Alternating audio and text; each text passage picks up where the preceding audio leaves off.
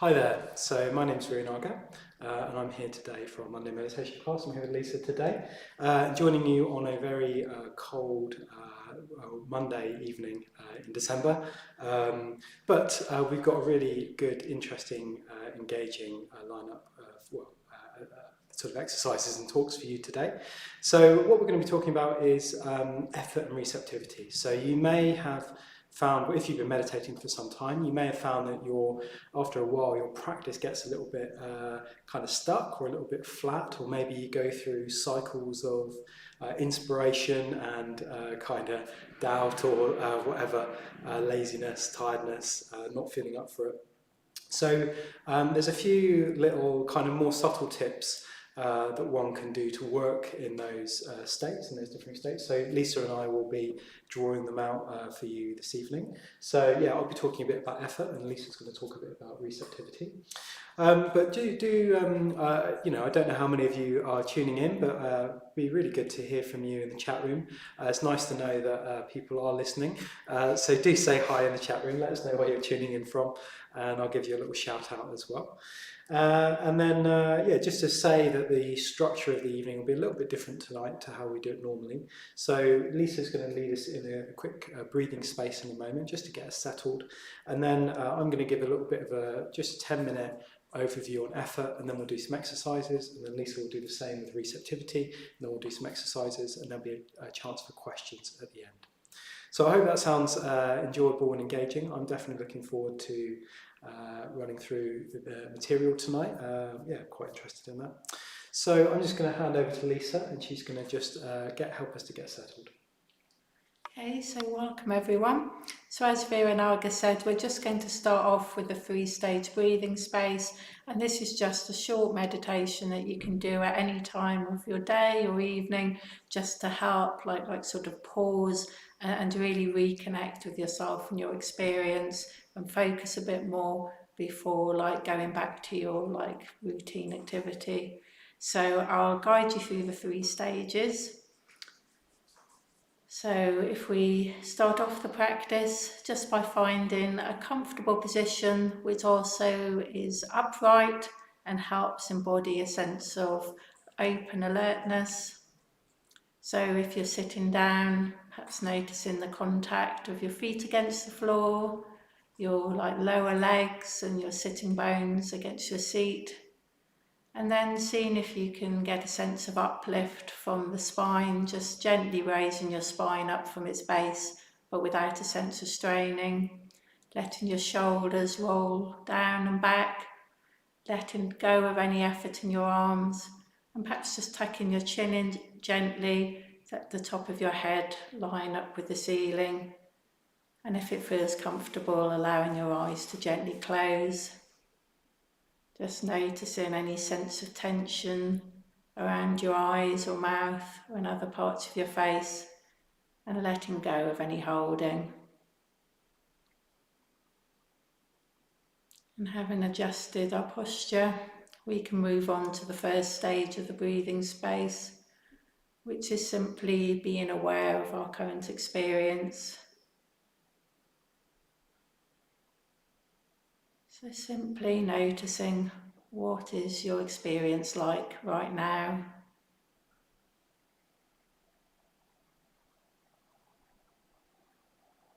What physical sensations do you notice in your body? Could be the contact of the floor with the chair, any sensations of temperature, or tension, or fluttering. Whatever physical sensations you notice, as best we can, allowing them to be there. Just letting them be part of your experience right now.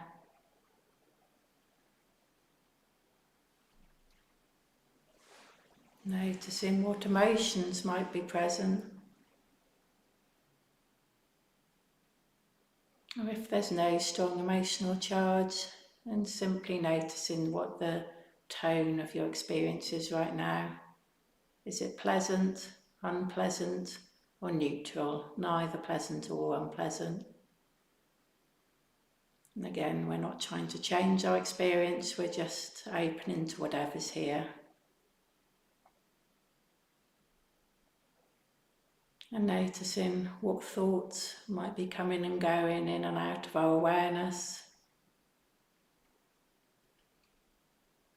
Seeing if we can just observe them coming and going without getting caught up in them, just noticing what they are.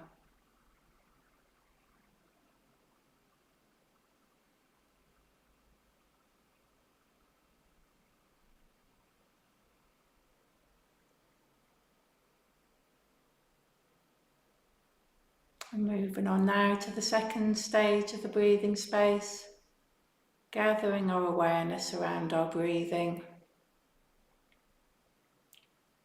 So dropping the awareness now deep down into the abdomen and noticing the changing patterns of sensation in the abdomen as we breathe in and out. So noticing the stretching of the abdominal wall on the in-breath and the falling away of the abdominal wall on the out-breath. Not needing to change our breathing in any way, simply tuning into how we're already breathing. Noticing how the sensations of the breath are changing in every moment.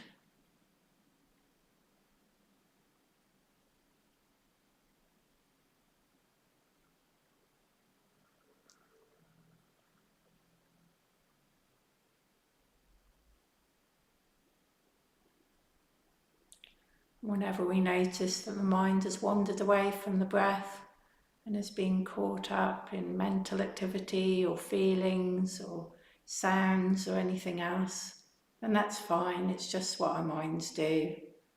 They jump around from one thing to another all the time. So in noticing that, we've become mindful again, so we can simply come back to the sensations of breathing again in the abdomen.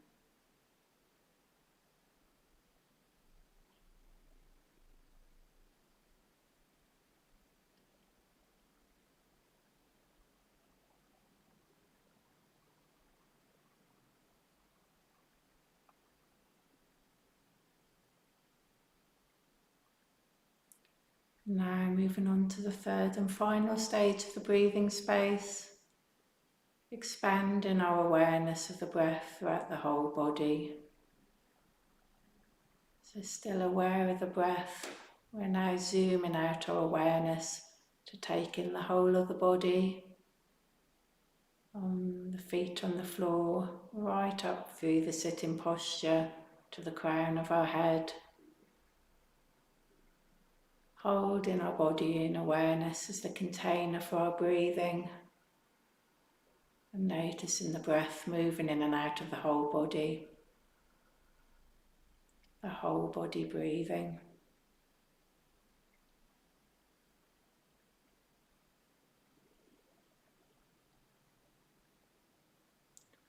And noticing how all our other physical sensations are also contained in this spacious awareness, and breathing with them too.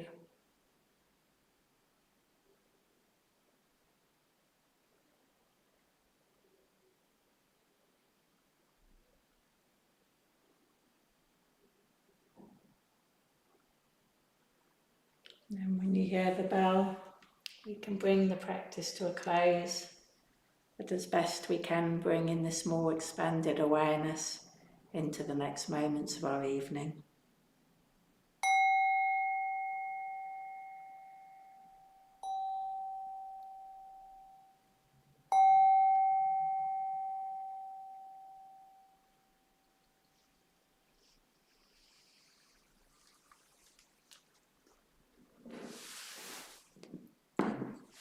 That's fine, thanks. Good. Thank you, Lisa. Yeah, it was nice to settle.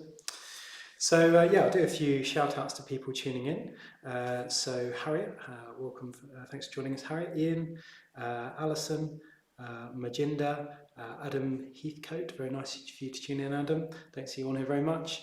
And Peter as well. So yeah, warm welcome to all of you, and of course all of you that are watching after the event as well on the YouTube catch up. Yeah, very warm welcome. Great to have you joining us. So yeah, I'm going to talk a little bit about effort first of all, and but firstly I'm just going to say that there's something. Well, these two things represent a kind of pair, or at least almost on the surface, at least initially, sort of opposites. About how we could work in our meditation practice. So particularly, as I said, particularly useful if you have been meditating a while and perhaps you've got a bit of stuck in a bit of a rut with your practice. Maybe you do the same thing every time, you've got into a bit of a habit, and yeah, it's not really going anywhere in a way. You don't feel like you're wondering whether it's really working. So looking at whether we're applying effort and looking at whether we've got the appropriate amount of receptivity in our practice can really kind of help to freshen up our meditations.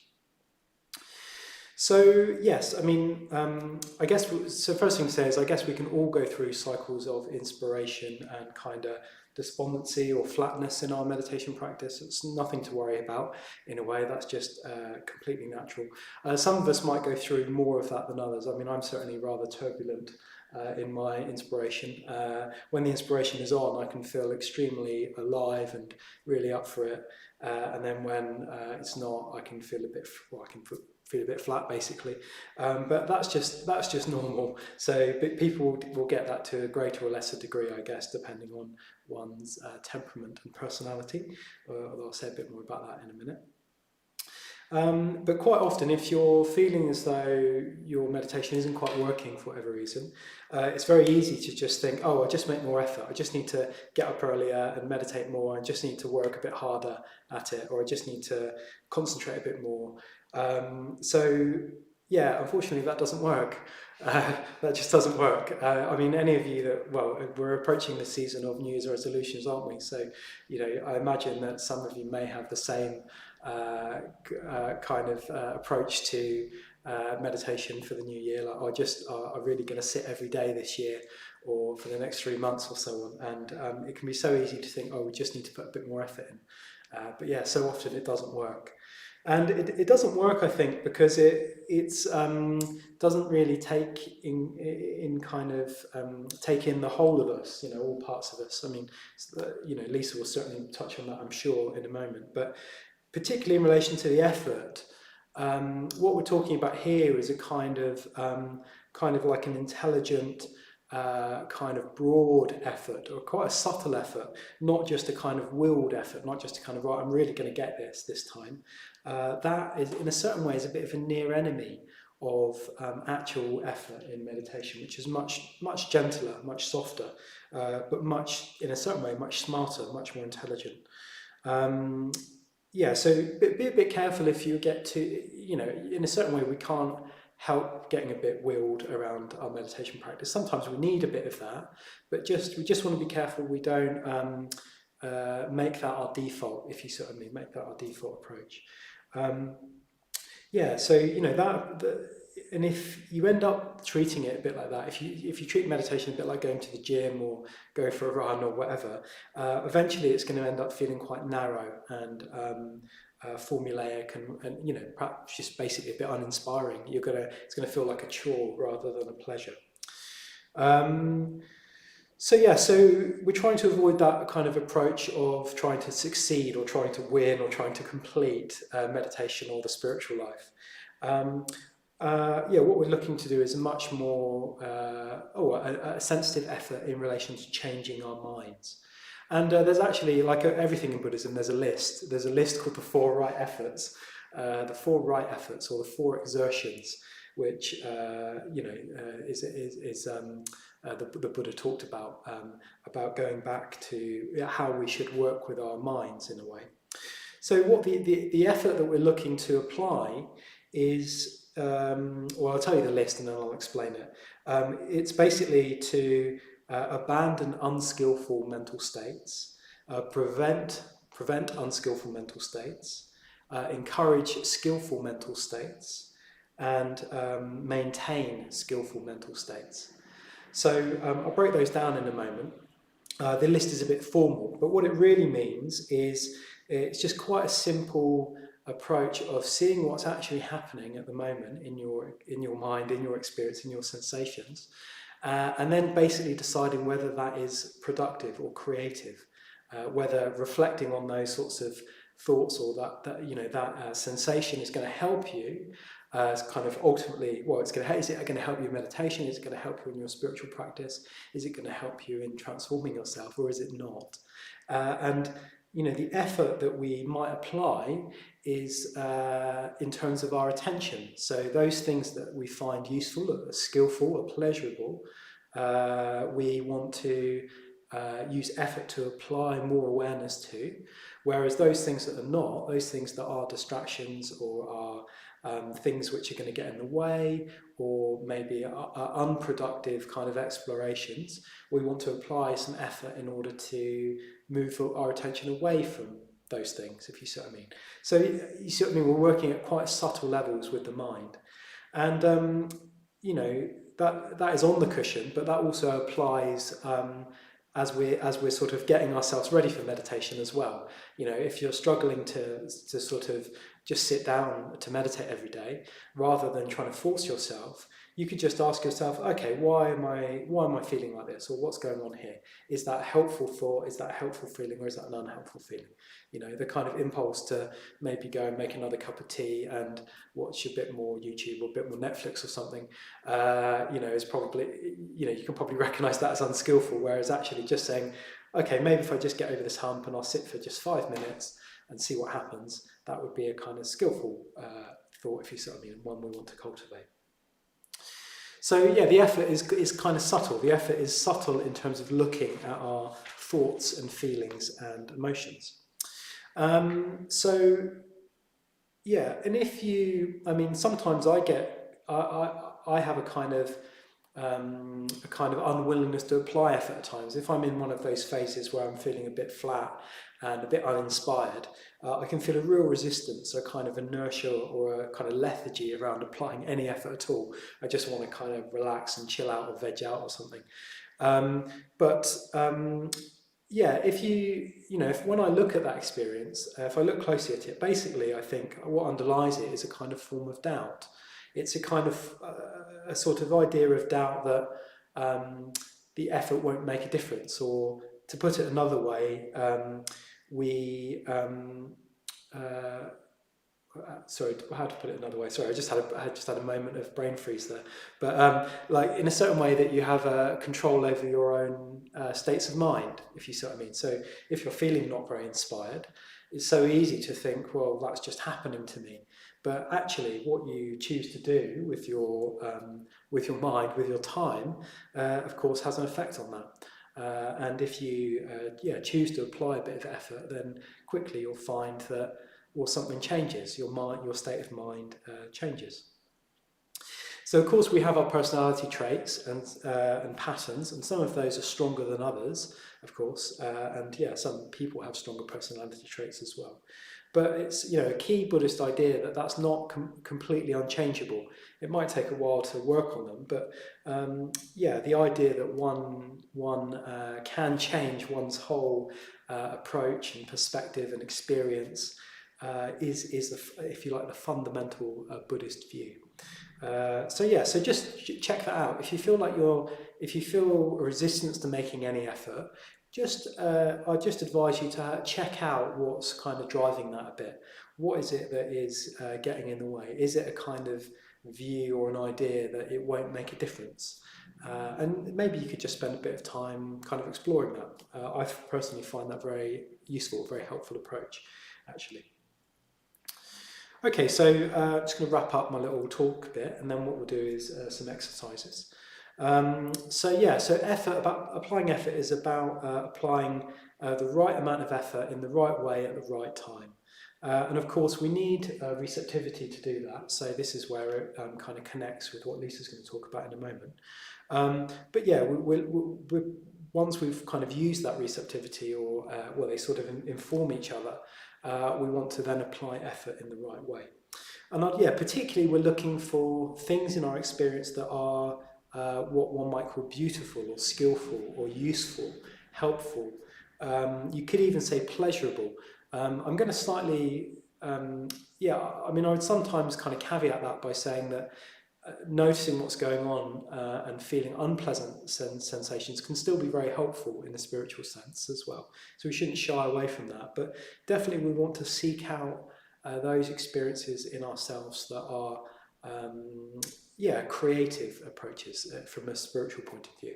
And equally, we want to use effort to pull ourselves away from anything that is sort of ugly or violent or hateful. And those might seem quite strong words. Of course, generally what we're experiencing day to day is quite kind of minor or subtle manifestations of that. But fundamentally, it's the same emotion.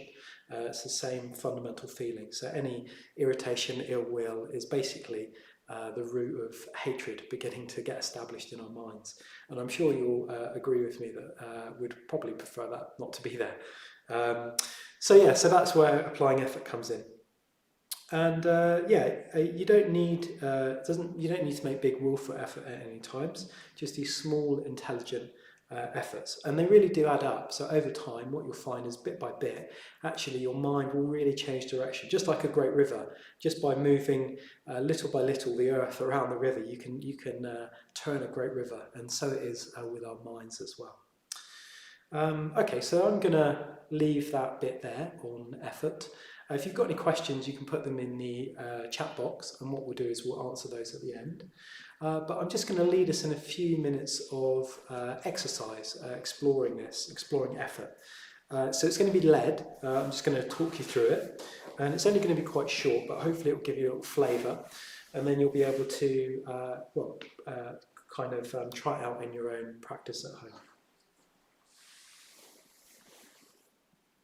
Okay, so just settle yourself down again and just tap into that sense of ease and body experience that Lisa started to orientate us to earlier on with the breathing space. And you can just bring your awareness onto your breath when you're ready.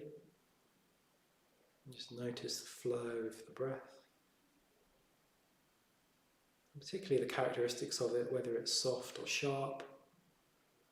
Maybe you can feel the temperature of the air around you, cool or warm. Notice your ribs moving, your diaphragm.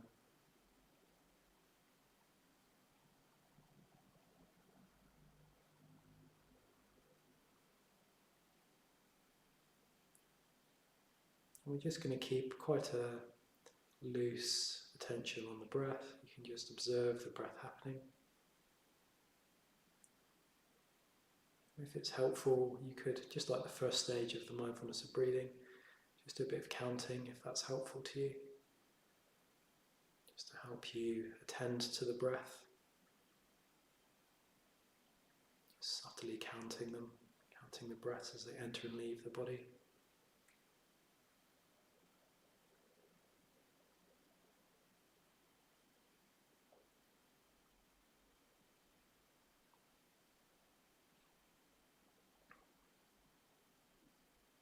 And you just want to stay aware for any kind of sensations or thoughts that just try to press into the mind.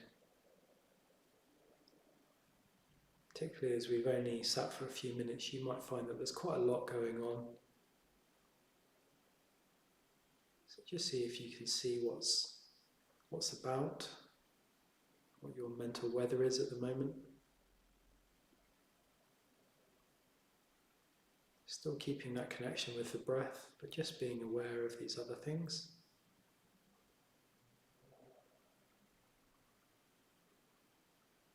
Perhaps if you want to, you could just maybe pick something that's going on in your experience and just ask, is that attention that you're giving it helpful or unhelpful for the practice? It could be either, if you're experiencing strong emotion, either pleasurable or unpleasant, both of those could be useful, or it could be a distraction.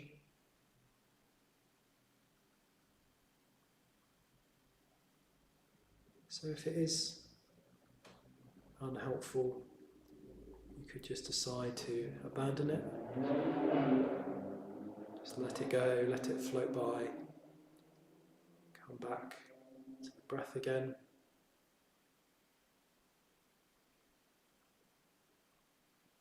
Or if you think, no, actually this is useful, this is a useful spiritual reflection, well then you can cultivate it. You can bring your awareness to bear more on that thought or feeling. Just seeing if you can allow yourself to really explore it.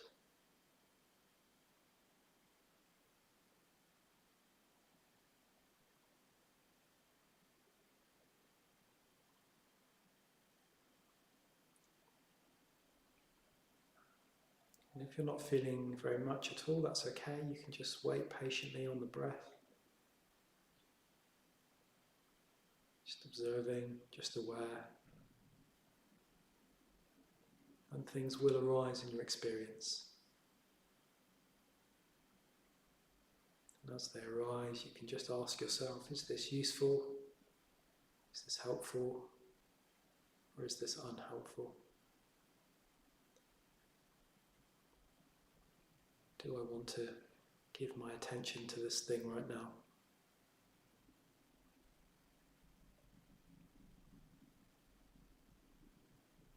As that happens, if it's unhelpful, you can just bat that away. You can just abandon it and say, not now. If it's helpful, you can cultivate it. Explore it with your awareness, with your attention.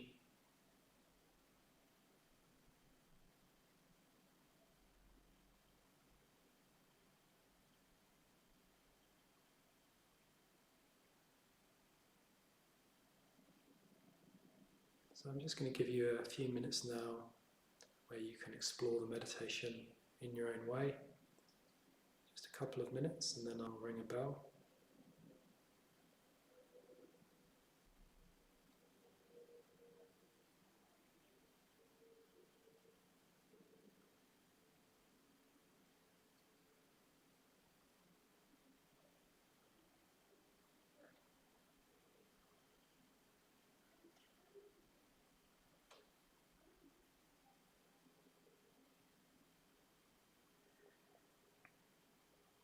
And particularly paying attention to any pleasurable or beautiful sensations or experience.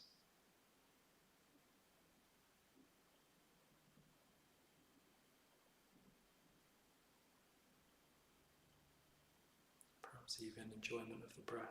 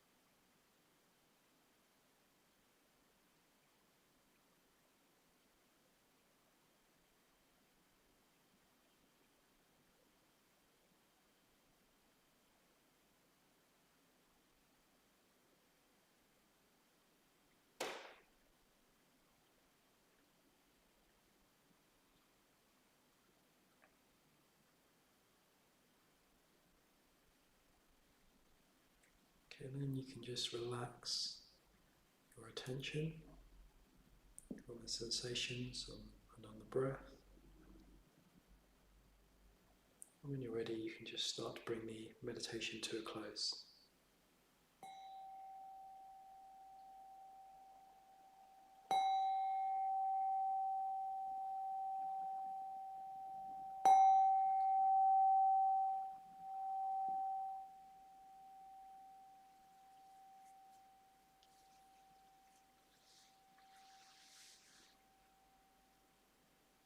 Good. So I hope that was useful. A few tips there for you to try out at home in your own practice.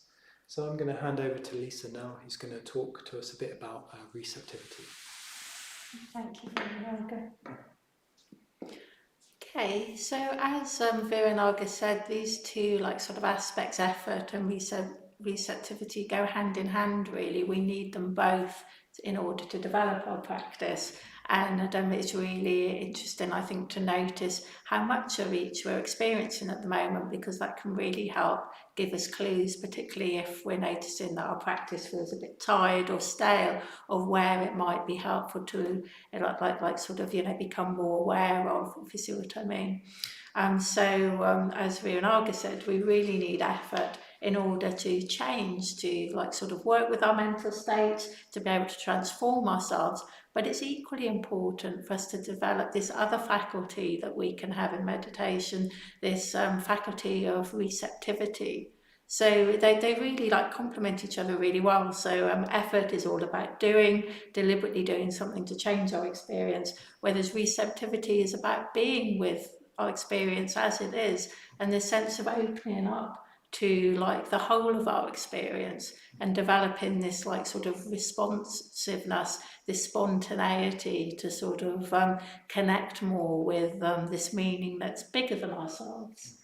And I think we've all experienced this sense of receptivity or connection or responsiveness in our lives, whether it's through our spiritual practice or even in our mundane lives. I think, for me, it's about thinking about times where we've been transported away through seeing a painting. For people who like art, where you're caught up in that painting or caught up in a piece of music. Or for me, I really feel inspired by nature, particularly at this time of year when I'm walking, and there'll just be this glimmer of beauty in the glorious colours of a sunset, or where you can sometimes in the early morning see frost sort of glittering on the ground, and at that moment I'm not aware of myself at all. I'm just totally absorbed in this sort of bigger experience, this sort of real innate beauty of things. And yeah, it's that all this feels like really inspiring to me to notice.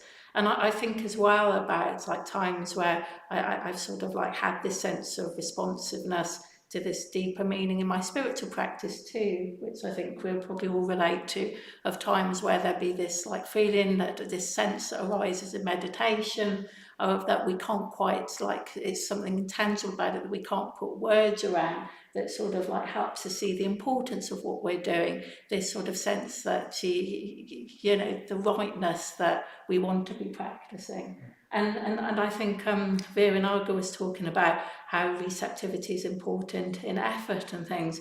And I know when I'm feeling sluggish or lethargic in my meditation, or when my meditation is just however much effort I seem to be applying, it just feels like hard work. It's this period of slog where the same really boring negative mental states just come up for weeks, it feels like, and I'm just there with them, and that there's no gratification in that at the moment. But I think what can keep me going with those is this sense, these times where I felt really inspired, or I have had this hint that there's this faith that by continuing with what I'm doing, it will lead to something, even if I can't grasp it in that moment, and that's what keeps me going.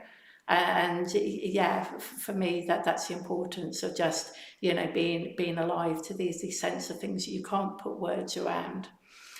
And I think it's really important that we have this receptivity in practice, also because it helps us connect with things when effort feels a bit difficult. But I think it also helps us become aware of the effects of our practice too. Because there's times when we can be really working hard on creating more mental states, or developing them, or working on eradicating our negative states. But sometimes it's hard to really see the difference that's making, unless we're also deliberately trying just to be receptive to our practice too. I remember times when I've been doing the Metta Bhavana, and where we're cultivating loving kindness. And I think I've fallen into like perhaps some of the near enemies of effort where it's felt a bit willed, and I feel like I'm just like on broadcast mode to like loving kindness to the world and everything. And I'm not really on receiving mode, so I'm not really noticing really what the effect of the practice is having. And so I think I've gone along in this like sort of superficial, like sort of haze, oh, I've got this down, you know, I'm being really like metaphor to everyone. And yet then when I have paused, I might be on retreat and doing the metaphor, or I'm in a bit more of a more expansive space. I'm realising that, you know, when I am like thinking about what it's like to be in interaction with these people in my practice, that, you know, there's still all these like patterns of ill will going on and everything. They're a bit more subtle. And actually it's those that I need to be working with next and thinking about where to apply my effort and everything. And I think if I wasn't balancing those out, I wouldn't be so open to all of those. And so I mean, those are so, and I was reminded when I was like thinking about this earlier, just of like a sort of a metaphor from cooking, which is quite amazing because I'm a really rubbish cook, but I have been trying to cook recently, so I've been looking at some recipes. You notice that at the end of recipes there's often an instruction, like after you've put all the ingredients together, and you know, you've put it in the oven, but just to let the dish rest. And I was kind of thinking, in a way, that's why it can be helpful sometimes at the end of meditation, just to have this period where we're just sitting and absorbing the effects.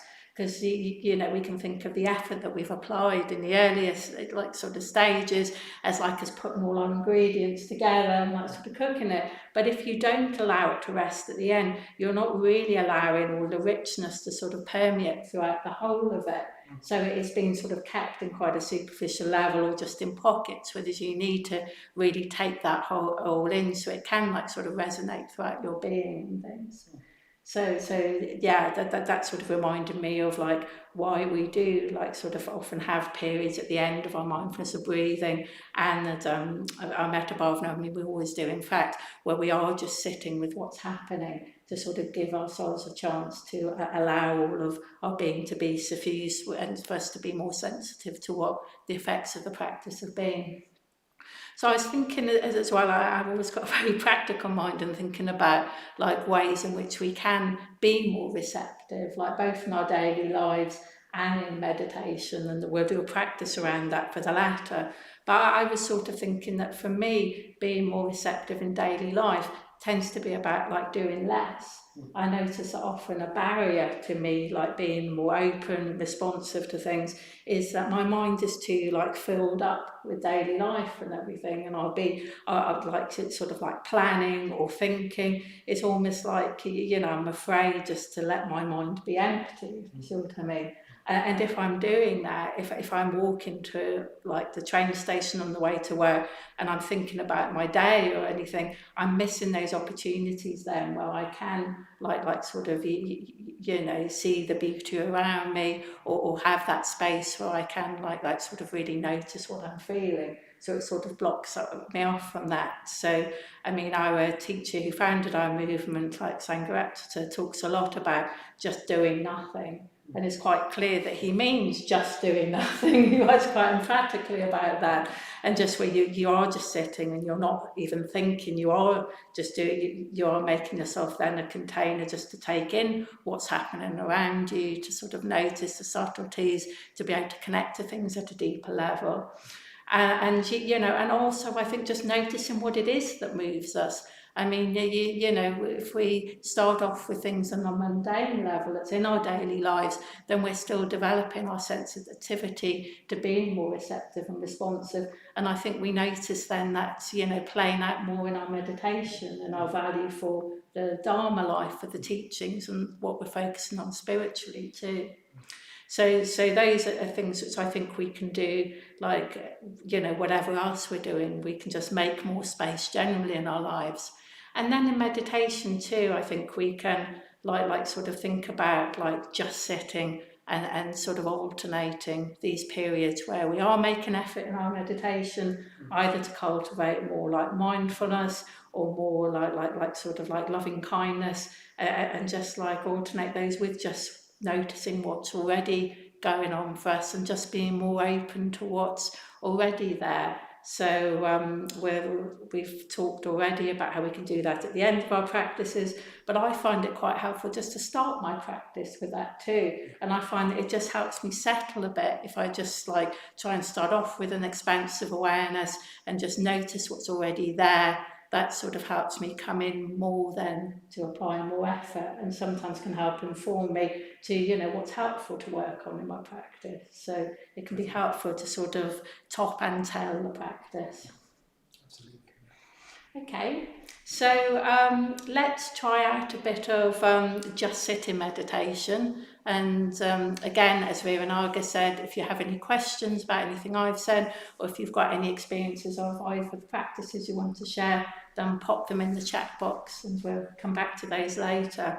And just to say before we start with just sitting, we are just going to try and just sit with our experience. I think that can be quite like difficult sometimes, just because I think there's sort of like two pitfalls we can fall into really. On the one hand, and I do this all the time, I need to quite carefully balance my meditation with effort too. We can just drift, and so we can just end up then getting caught up in the habitual chatter of our minds, which isn't about what's going on now. So if we do notice that happening, then we can just gently come back to a really broad focus and some elements of our here and now experience, and then open up more fully to our wider experience. And then as well, we can sometimes notice that we can still be applying effort. Even if we are just sitting, we're still kind of trying for something to happen. And that's really helpful to notice too, because if we notice that, then we can just sort of try and relax our efforts a bit too, and just sort of soften into a broadened awareness. So I'll have a little bit of guidance we'll put in, perhaps noticing either of those, and we'll also leave some space, like Viryanaga did, just to notice whatever's happening. Okay, so if we find an easy but alert sitting posture again, and I'm going to suggest for this one, although we don't have to if you don't want, so we actually start off at least with our eyes open, because sometimes that can be helpful for sitting meditation. It can help key us into the fact that, you know, we are just sitting, we're doing something a bit different to our other meditation.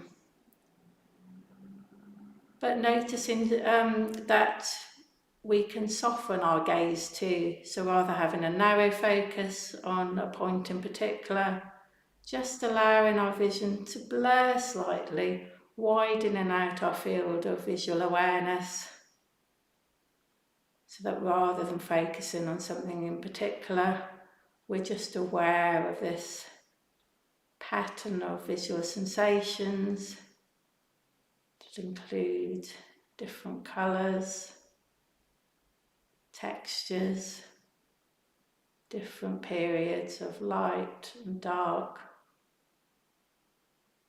right out to the periphery of our vision, but not shifting our gaze, just opening up to whatever's in our visual field and taking it in.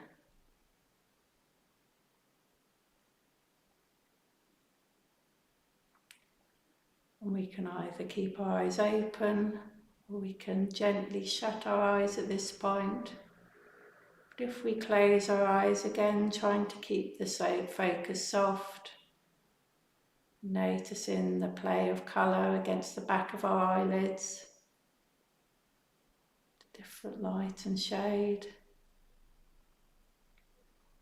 and tuning in now to the different sounds coming and going around us.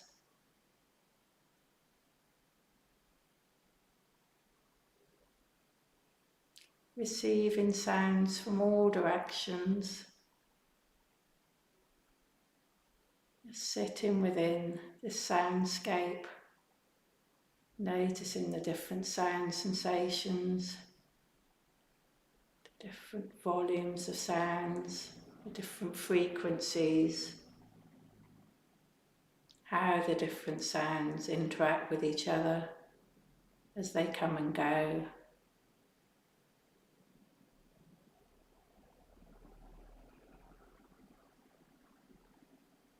Noticing any sensations in our bodies, including the breath. Any feelings, any thoughts coming and going.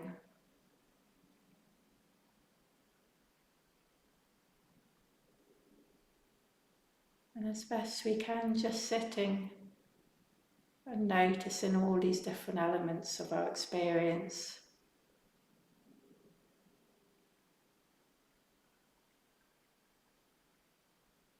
And opening to whatever is here.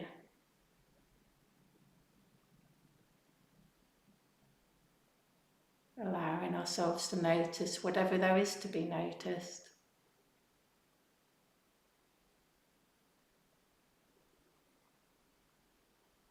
And if nothing in particular is coming up in our awareness right now, as best we can, trusting that something will emerge, so long as we remain open and engaged and alive to whatever there is in our experience to be taken in right now.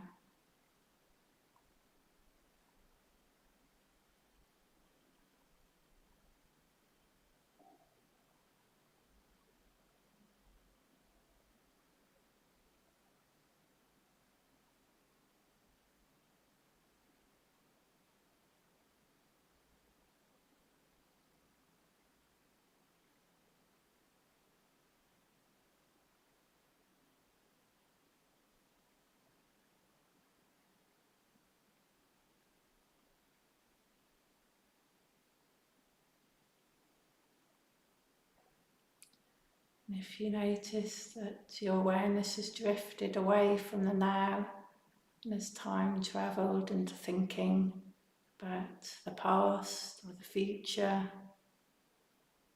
then gently bringing it back again to the now. Perhaps lightly focusing on one element of your current experience, like the breath. And as soon as you feel your attention starting to settle, opening out again to your wider experience of whatever is coming and going.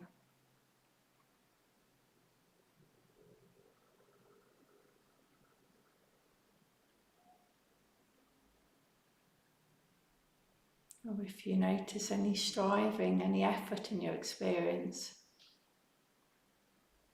any tightness of focus on one particular thing, and trying to let go of that effort a bit, just relaxing the focus, opening again to your experience as a whole.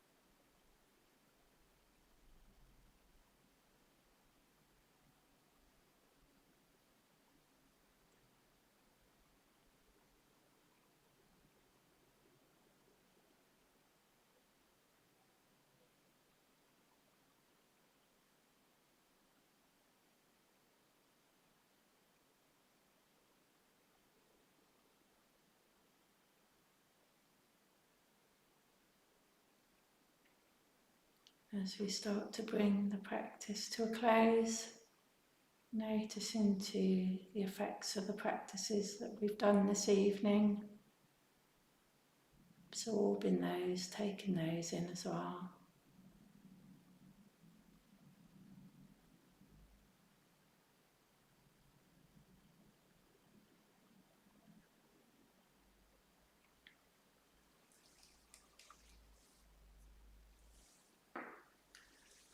And bring the practice to a close when we hear the bell.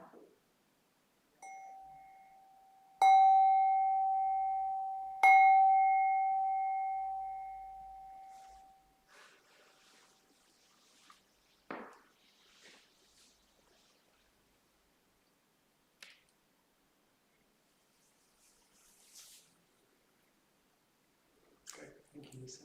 Yeah. So if you had anything that you'd like us to respond to, or any questions, or just anything you'd like to share, do put them in the chat box, and we will respond to them. I'll just let you know that there is also an opportunity to chat with others on the stream as well after this.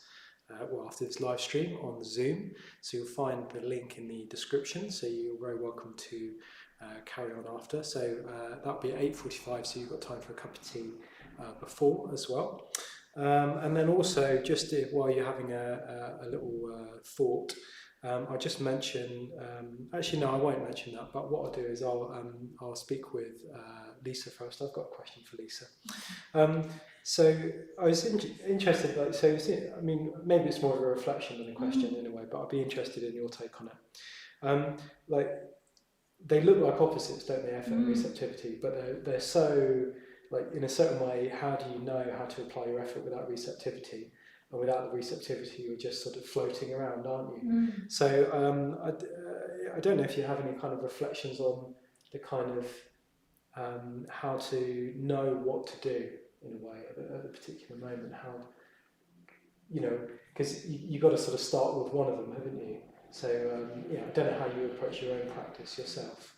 I mean, I don't know whether there's a right answer, but certainly in terms of what I do in my own practices, I think I do start off just by noticing what my level of energy is like, because I find that does really fluctuate at times, and at times I do feel like it's hard to work with my energy, and if I notice that my energy is low, then I will try. I find that sometimes receptivity can be a really helpful way in. So noticing things that move me, apart from meditation, things like listening to mantras, or images of the mythic Buddhist figures and bodhisattvas, then that helps inspire me. So if I find that, I'll start off with that, and some energy will come in. But I can also find as well that I was I have periods where I have felt very inspired in my practice, but then I sort of float in those for a while. But then it's like my practice can lose that energy and it will just be drifting. So my just sitting practice is just mind wandering and everything, and then I need to think about more effort to put in there to bring that focus back. I mean, that particularly makes me think about the metta bhavana, how if you end up doing the same thing in the metta bhavana, very quickly goes flat. You need to sort of quickly, you need to keep on finding new ways of don't you? And so I think if you find, I think that applies to all of our meditation practices. If we find we get into a routine with it, it's time to change something. It's time to approach it from either a space of more effort or a space of more receptivity. Whatever we've been doing, do something a bit different, just to shake it up. And I'm thinking what I am trying to practice at the moment. I think I've gone through phases where I've just not really. I mean, I think Pranayamanas from the LBC has said that once. He said that somebody asked him what he was practicing, in his music, and he said, "Well, I'm not really practicing." And yet musicians do practice, don't they? And that was really seminal for me, because I thought, well, what am I practicing in my meditation at the moment? What is it that I am trying to work on? What focus do I have? And again, that really is helpful for me in thinking about where I put my effort then. We didn't mention it, did we? But setting an intention at the beginning is very, very helpful. Let me just see if we've got anything in the chat room. Manjinda says, I chant the Tara mantra on my way to work, which opens my heart and helps me appreciate the beauty around me. Also arrests unhelpful ruminating or future tripping. Yeah, that's excellent. You mentioned that, didn't you? Yeah. So mantras are often said to protect the mind. So really great to use them in that way. Yeah, that's really good to hear. Let's see what else we got. Stephanie says, I found it very strange to keep my eyes open, a very different experience.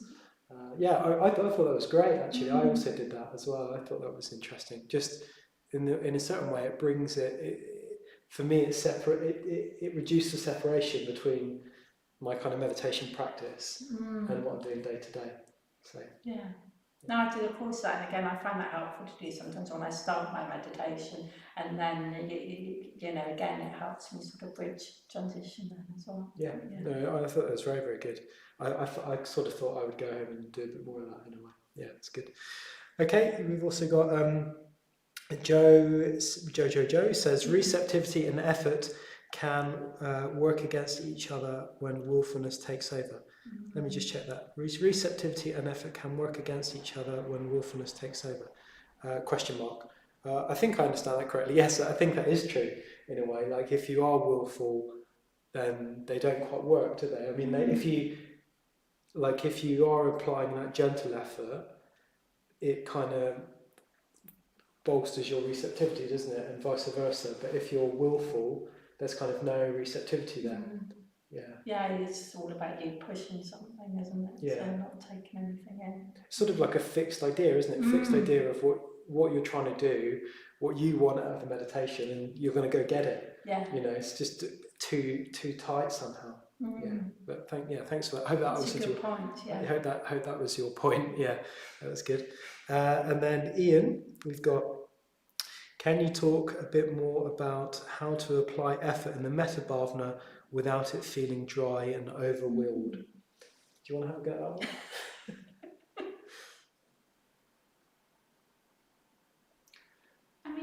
I suppose I need to say that for me a more gentle approach to effort there works.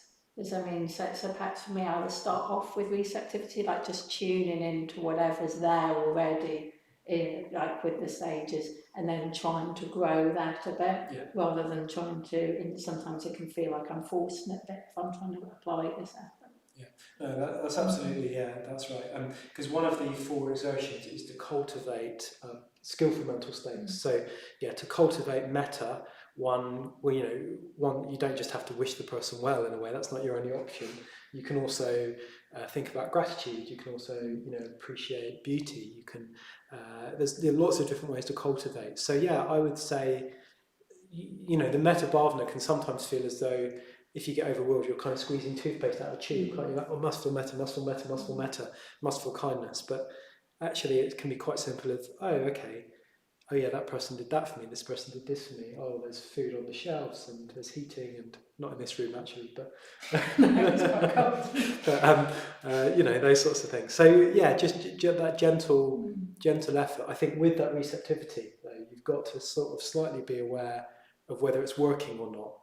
You see what I mean? The receptivity tells you if it's working, and if it's not working, we'll abandon it, do something different. You could even. Sorry, I'm just sort of ad-libbing a bit now, but even just going for a wander, going for a walk, and rather than doing metta bhavana in abstract, I often just watch people and just sort of try and imagine their lives a bit and wish them well. In that way, I find that very helpful as well. Anyway, I hope that's a few pointers, a few tips for you. Anything else you wanted to add, Lisa, before we wrap up? No. Well, thanks for your questions. Really nice to have a good active chat room as well. We really appreciate your comments and so on. So thank you for tuning in. And if you're whether you've tuned in live or they're watching after the event, I hope you stay safe and stay well and have an enjoyable new year. We'll see you in 2020 for the what we're running next week is Meditation Freshers Week. So if you're new to meditation, or if you've got a friend maybe you want to recommend to meditation, come along with them, like virtually, to our Meditation Freshers Week, where we'll be having a fresh look in the new year at the mindfulness of breathing and metta bhavana practices. And the other thing, two other things I want to say. We've also got a new course starting in January, a Life with Full Attention course, which is an 8-week course in Buddhist mindfulness. Really excellent course by Maitri Bandhu. I think I've taught it 4 times now, something like that. It's really, really good. So I'd recommend, Amra Pushpa and Amala Dana are going to be leading that on Tuesday evenings. I think it's starting around the 3rd week. I should know that, but it will all be on the website, and you will need to book for that.